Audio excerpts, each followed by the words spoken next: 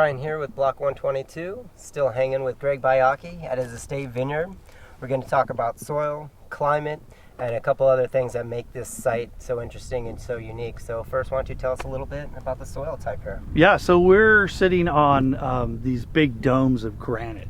It's like, imagine, the granite Sierra Nevada mountains behind us. So the foothills are these decomposed version of that, so this soil is just this granite that's been broken down into like this sandy component that we're standing on. It's just really powdery and sandy, so the vines grow in this sandy granitic soil, and it helps devigorate them, because Grenache and Syrah, Tempranillo, the varietals that we're growing, even Mourvèdre, is very vigorous. So the soils here help devigorate them and give them not as much love as, say, the soils that have clay and those types of things. So they really love it, though. It helps stress them out. It helps concentrate the fruit, because they don't get all of the water that they need or all the nutrients that they need, just what we want them to have.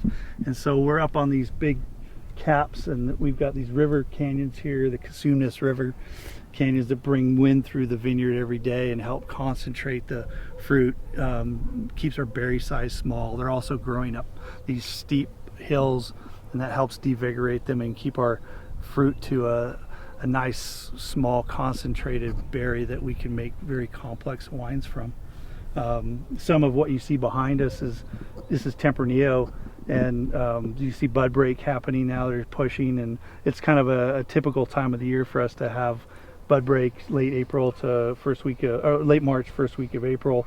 And you can see the vines here are trained in a unilateral fashion, so that's part of our training method. And our farming is all about concentration in the fruit and power and structure that will transcend in through our wines.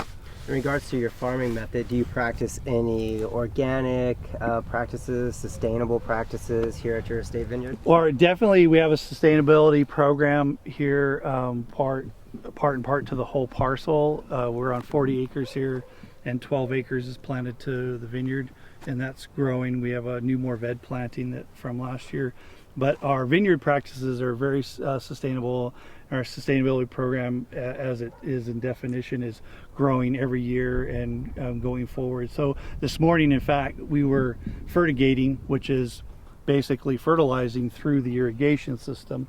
So it's called fertigating, where we have a fertilizer that will have many compounds put together, sea kelp and other organic matter that we use to fertilize the vineyard, and we drop it through the irrigation system. It's a very efficient way to fertilize and not use a lot of water. So Vineyard dog's getting a little rambunctious. That's the winery dog. He likes it when I talk about organic matter. Perfect.